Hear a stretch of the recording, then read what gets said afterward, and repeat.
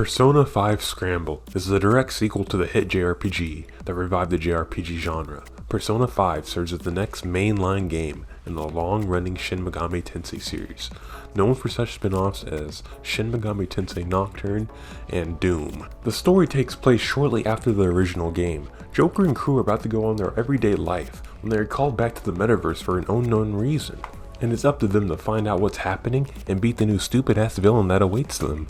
I'd say the story is about as strong as the original game, and kept me invested throughout the whole experience, complemented by the new songs, which are all composed by Hatsune Miku.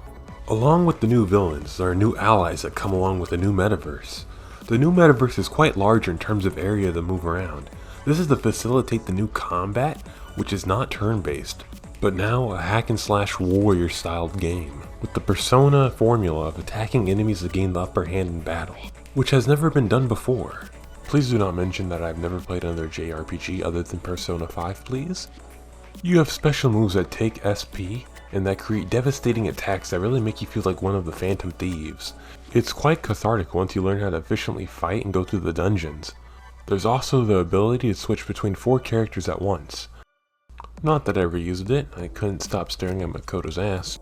At any time, there's going to be a bunch of enemies on screen and you need to rout them in a hack-and-slash combat. This is quite hard, Dark Souls hard, which was a problem for me. Since you can no longer fall asleep during combat, you need to pay attention, like positioning, dodging, like in Dark Souls. This is quite hard when you compare it to the other games in the Megaton series, like cturne and Strange Journey. This is quite the Dark Souls of action RPGs. This is Dark Souls, Dark Souls, Dark Souls, Dark Souls. Dark Souls, Dark Souls, Dark Souls really makes you feel like Dark Souls. The overworld has also expanded. You can visit more than just Tokyo. The crew's on a road trip for the summer, so you'll be visiting places such as Osaka and Okinawa, and many more places that keep the game varied, as you travel across Japan with your friends. God, I wish I had friends. One thing I found alarming was that there was no traces of any of the story elements from Persona 5 Battle Royale. I wasn't sure if it was because the development was running, side by side with each other, or if it was written off, but I wouldn't know because I can't read. The calendar system also makes return to pressure you to use your time wisely, which is quite surprising that one's actually here since this is a Warriors game.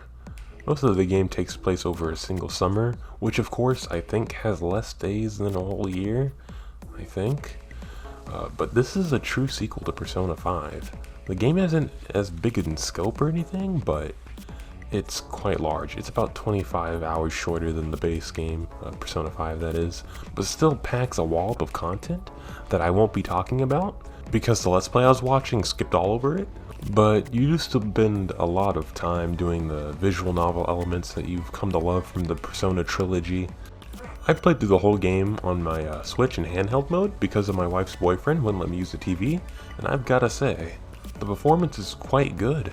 I ran into no bugs and the frame rate stayed at a constant 20 FPS the whole time with only a handful of bits. Minor small spoilers ahead.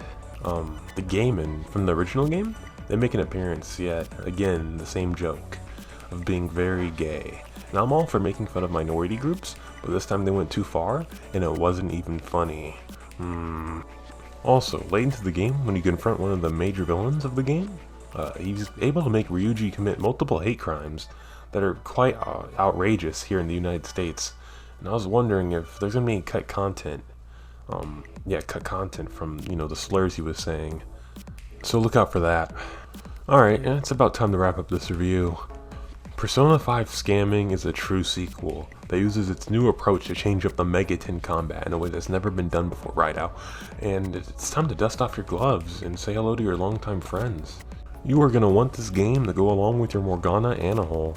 I give Persona 5 Scavvy an 85 out of 100. Perfect for any coming on figurines fan out there.